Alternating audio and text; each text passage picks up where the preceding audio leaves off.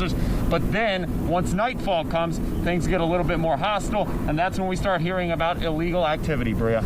And Alex, Molly, there are some criminal defense attorneys here in Charlotte that say sometimes people shy away from protesting because they are afraid to get in legal trouble. But attorneys say that it's really important for them to be able to use their voice. And so they say if protesters do get arrested, those attorneys have their back. By WBTV's count, there's been about 100 arrests over the last 4 days during different protests. Some demonstrations have been organized in calm, others not so much. Darlene Harris is very familiar with laws relating to protests. As a criminal defense attorney, she's passionate about her job because she believes sometimes the justice system is not fair. Trying to protect protesters is not just a job, though. This is very personal for her. My grandmother was an activist. She was an activist in Brooklyn, New York for some time, and I grew up with her going to community meetings. Darlene is one of 11 attorneys that are offering free legal service related to advocacy for Black lives. The cases keep piling up as we've had days of protests now. We're up to about 60, and that's a compilation of misdemeanor charges, felonies, a lot of failure to disperse, weapons charges.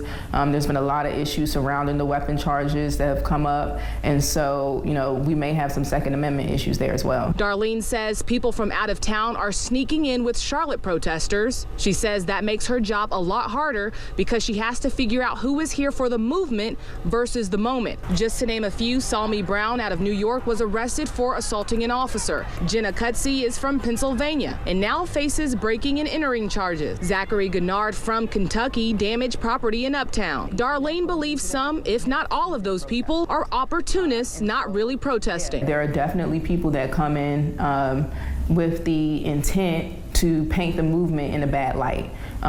You have two things going on. You have people that get upset and get caught in the moment out of anger from continuously seeing the loss of Black lives. And then you have people that come out to destroy the movement and to paint it intentionally and discredit it.